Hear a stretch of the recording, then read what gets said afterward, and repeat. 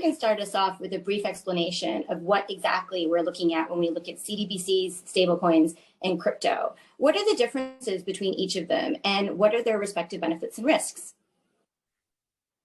Thank you, Kat. Difficult question.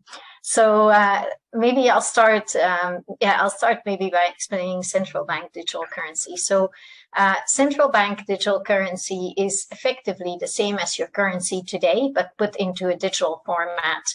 And currency today, what you're mostly using for payments is indeed central bank currency, i.e. issued by a central bank, such as, for example, HKMA or the MAS or the PBC, People's Bank of China.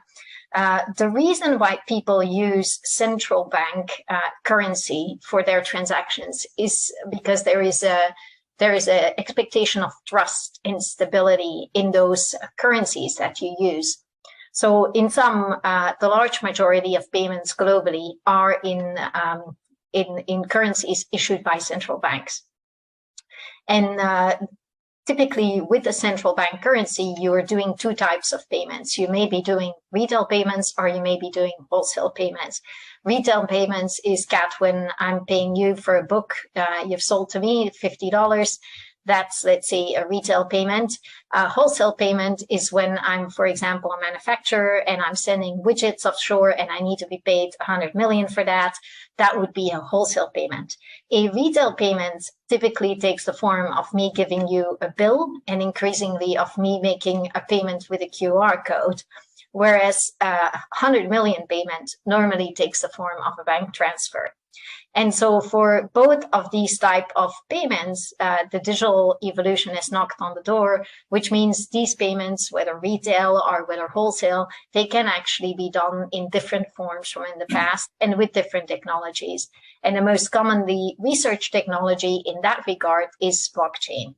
So that brings me then to stablecoins and cryptos. So cryptos and stablecoins were actually the ones that first piloted the use of blockchain for payments. And the idea, as you rightfully said at the introduction, is that if you use blockchains, you can make these payments instant. That is very important.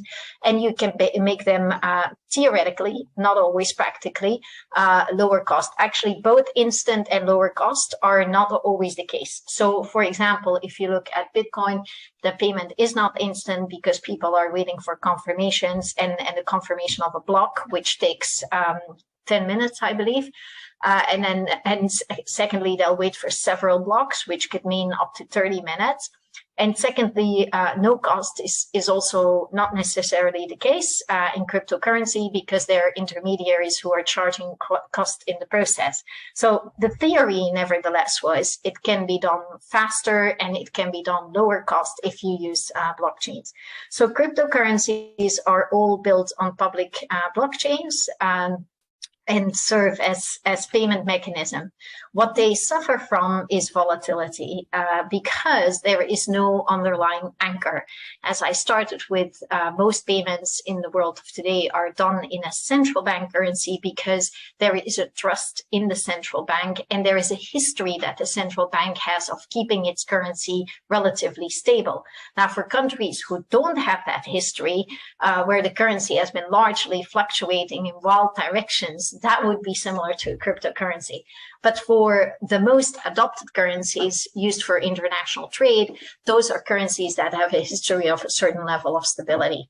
And so lastly then comes the stablecoin. So the stablecoin tries to exactly mimic that. So what it does is it anchors itself, I mean, the most classic stablecoin, which anchors itself on a central bank currency.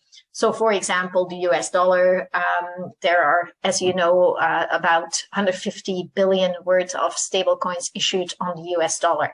So how are they distinct from a CBDC?